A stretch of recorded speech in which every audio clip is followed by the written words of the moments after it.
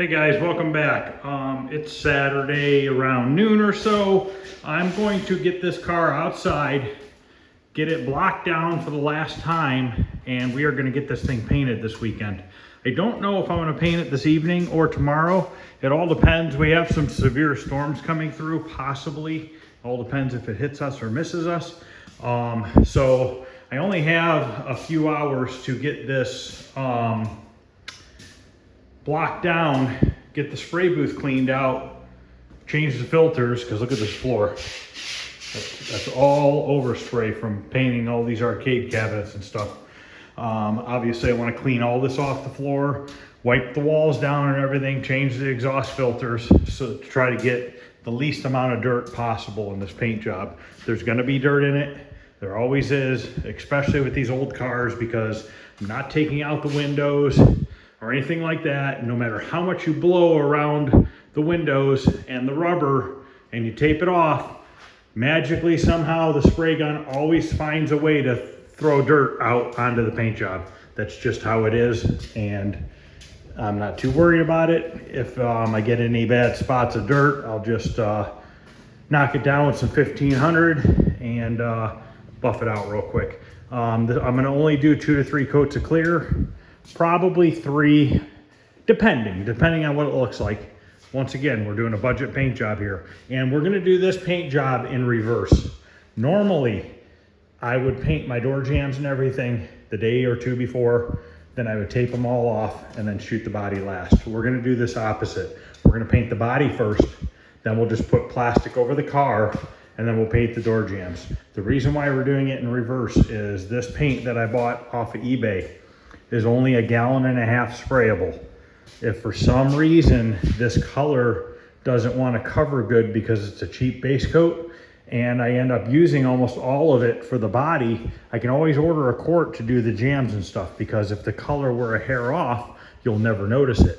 If I start by doing all the door jambs and everything, and then I get to start painting the body and I run out of color, then at that point I have to start over, because I won't be able to get paint for a week, by the time it comes back in.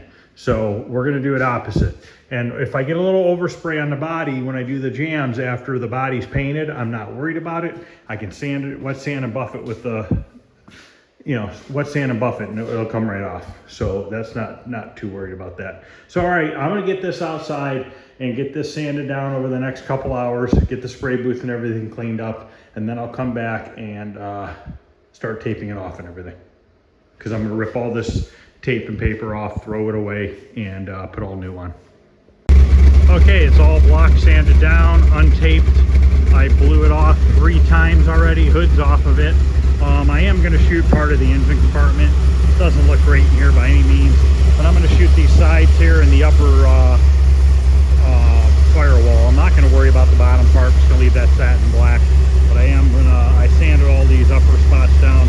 I'm gonna leave the core support black. I know it's not correct for Chrysler, but it is what it is. So I'm gonna go ahead and get it back in the spray booth. I did blow out the spray booth, and I just blew out the filter. I think the exhaust filter should be all right.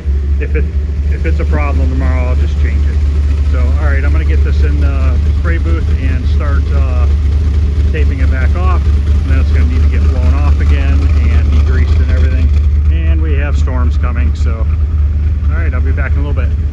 Okay, it's in the spray booth.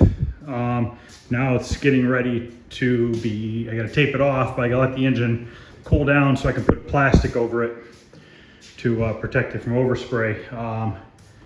It's Saturday night around 3:45, and now we have tornado watch or warning and high winds and hail risk.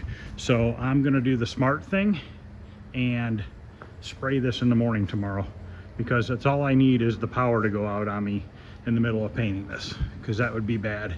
So I'm gonna go ahead and play it safe, let this car cool off, probably come back out here later tonight and get it all taped off and ready to go for tomorrow. I gotta blow it off again still. I still have to degrease it. I gotta see if I have a little sealer that I could spray, because I wouldn't mind spraying over some of these Bondo areas that pop through. There's only one metal spot right here, a tiny little bit, so I'm not really too worried about. A little bit on these corners, but these aren't metal. They're some sort of like a pot aluminum or something. So I'll see if I have enough sealer to just throw a coat on the car to just kind of seal things up. So, all right, let's just call this video an update video. And tomorrow, make sure you guys stay tuned, because tomorrow afternoon I'll have a video of spraying this, and we will see how the $400 paint works. Either it's gonna go really well, cover really well, or it's gonna take several coats to cover. I'm hoping to have it covered in 3 coats, but I don't know. You know, I have never used this product before. It's definitely a first time for me. Hopefully if it works well, you guys will watch and see. And if you're doing something cheap like this, maybe you guys will be able to give the materials a try and save yourself a bunch of money, because if you're doing something like this, there's really no point in spending thousands of dollars on materials. So if you guys are interested in seeing how this turns out, please consider subscribing and liking the video, and I will see you guys tomorrow.